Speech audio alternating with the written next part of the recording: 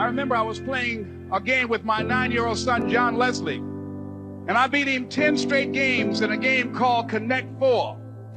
And finally, I said, John Leslie, I'm bored. I don't want to play you anymore. And I got up. I said, I'm ready to go to sleep now. And repeat after me, please. Let's say this together. It's not over until I win. John Leslie said, no, you can't go now, Dad. I said, why? He said, it's not over until I win. That was his attitude. We sat down and we played several other games. And finally, after the 11th game, John Leslie won, and he got up and he yawned. And he said, I'm ready to go to sleep now. And I'm saying to you, what if all of us took that attitude after we face a rejection and a no, or we have a meeting and no one shows up, or somebody say, you can count on me, and they don't come through? What if we have that kind of attitude? The car's repossessed. Nobody believes in you. You've lost again and again and again. The lights are cut off, but you're still looking at your dream, reviewing it every day, and say to yourself, it's not over until I win. Life will yield to you.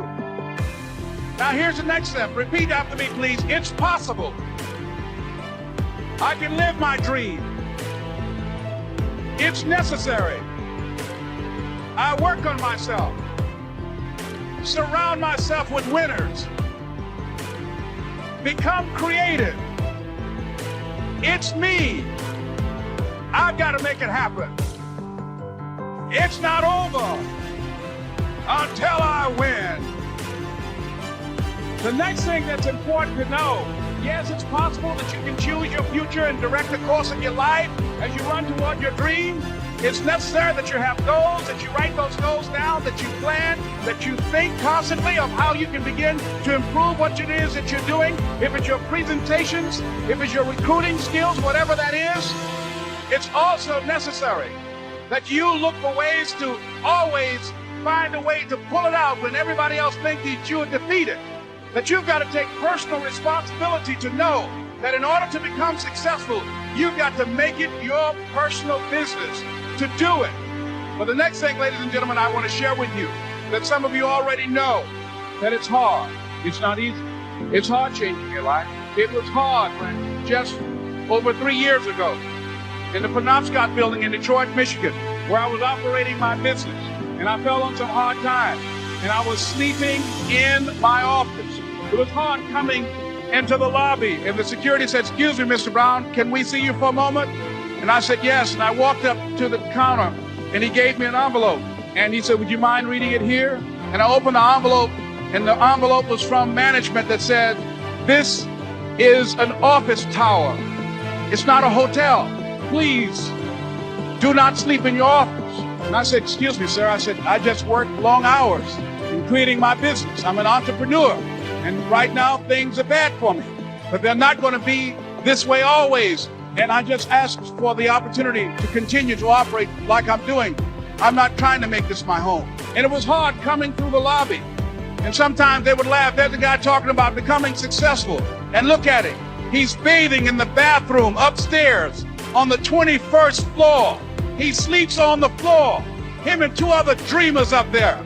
Look at him. It was hard, ladies and gentlemen, coming to speak to people. And I was facing financial difficulties in my own life. I was behind on my bills and my dreams. And I'm saying to them, you can live your dream. It was hard, ladies and gentlemen.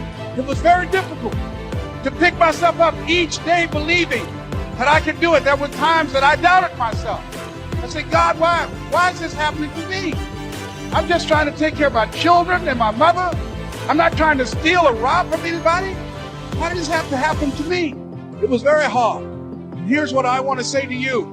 For those of you that have experienced some hardships, don't give up on your dream. No one could have convinced me by holding on, by continuing to push forward, by continuing to run toward my dream, that one day I would have my own talk show. It's a long shot, ladies and gentlemen, from Liberty City, an abandoned building on a floor, never knowing my mother or father. It's a long shot. Being here with you today in this dome in Atlanta, it's a long shot. No college training, labeled educable, mentally retarded, but I kept running toward my dream. Don't stop running toward your dream. It's very important as you hold on to that dream. There are moments when you're going to doubt yourself. There are rough times are going to come, but they have not come to stay.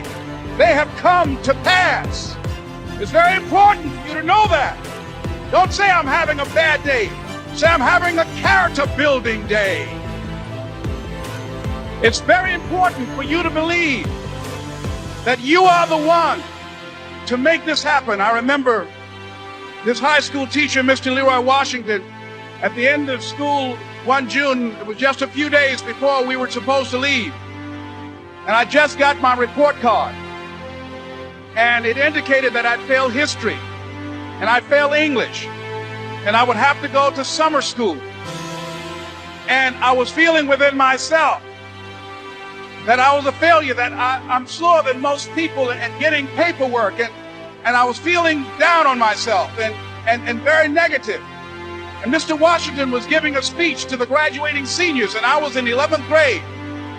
And even though I wasn't supposed to be in there, I went in there because the speech he was giving, that speech was for me.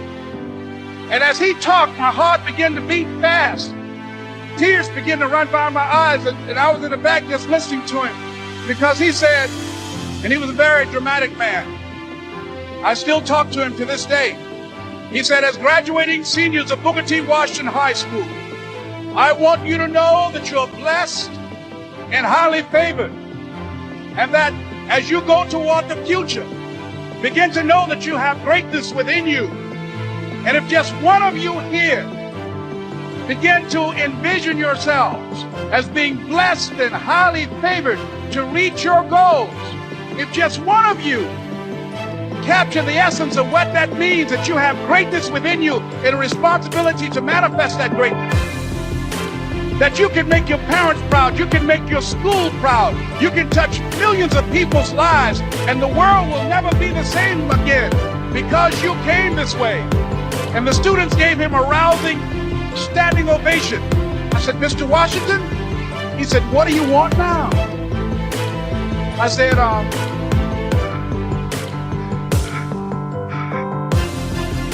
I'm the one, sir. He said, I'm the one. You remember me, sir. I'm Miss Mamie Brown's boy. I'm the one. I'm the one. And you must feel that. But that's why you're here. Because you are the one.